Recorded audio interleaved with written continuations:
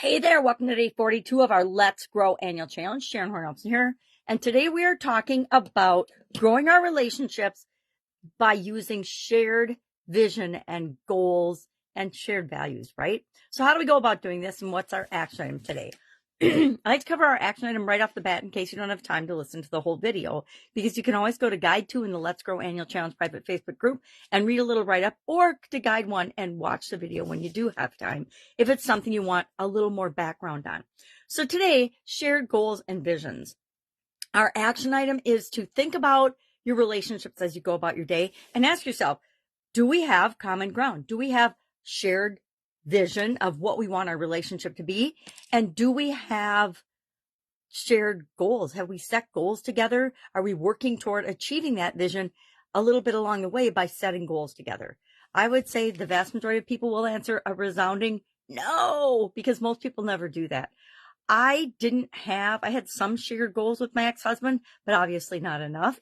And we definitely had a different vision of what our relationship should look like. And at some point, those visions clashed to the point of us not being together anymore. So what are some of the ways and what are some of the things we want to do to have a shared vision and shared goals? Number one, fostering mutual understanding and trust. If there isn't mutual understanding, if we don't define things in a similar way, or at least understand one another's definition of things, for example, something as simple as what is clean?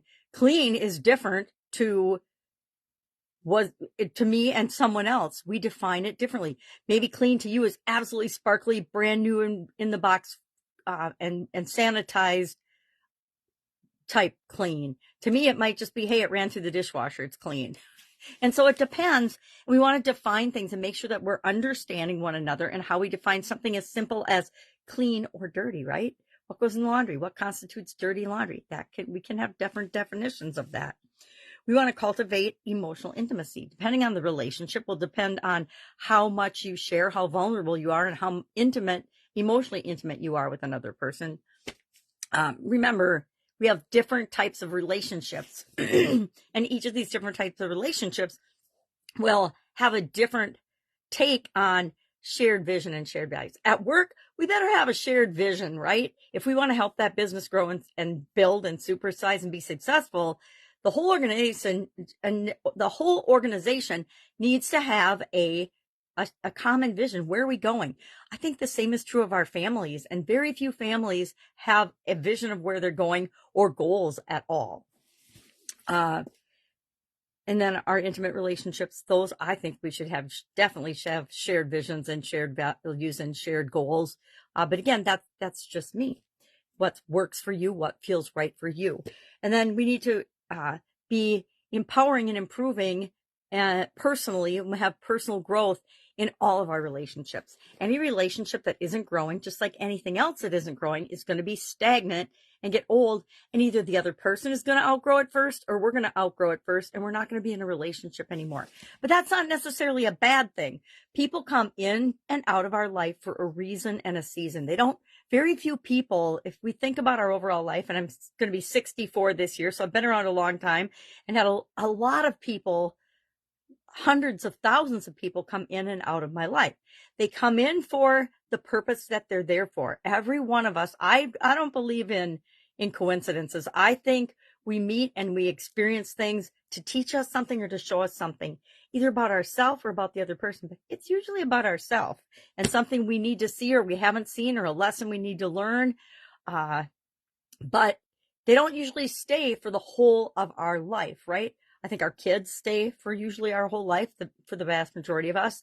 Obviously, our significant others don't necessarily stay the same. Some people are married 5, 6, 7, 9 times, which is mind-boggling to me.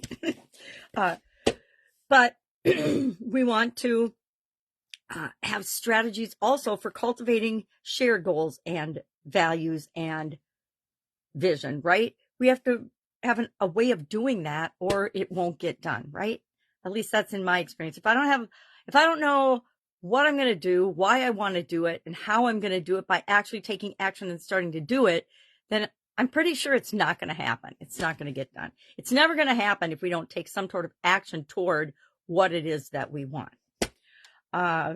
So what are some examples of strategies we could use to cultivate shared vision and shared goals and shared values? Number one, we could establish clear communication guidelines and channels within the group that we're communicating with. How do you communicate with your friends? How do you communicate with your significant other? How do you communicate with your kids? Is it talking? Is it notes? Is it video? Do you send your kids videos? I send my customers videos all the time, or Boxer messages. So a lot of voice communication.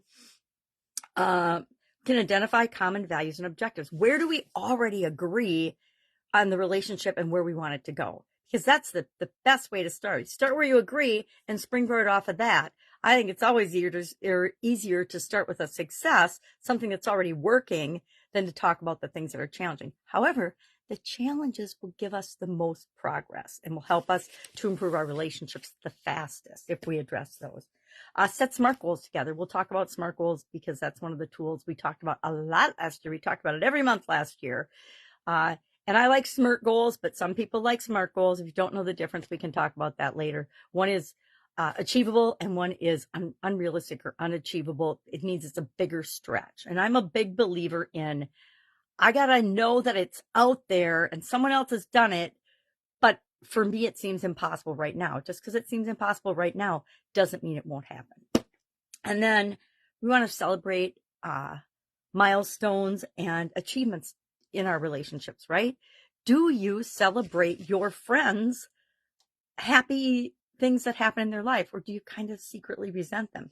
Do you celebrate your significant other's promotions at work and think, oh, geez, I'm way overdue for a promotion. Why haven't I gotten a promotion yet?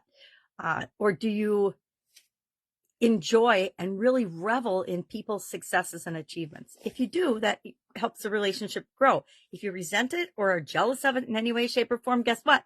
That is a negative energy, a negative vibration. And so that degrades the relationship. All right, that's it. That's all I've got today. Guide 1, videos. Guide 2, write up. And we've got, I can't remember whose story today. I do this every day. I do this story and then I forget who it is because I don't write it down. Anyway, there's somebody's story in there too about coming up with shared vision and shared goals to grow in their relationships. All right, any questions? As always, ask. Otherwise, I'll be with you tomorrow.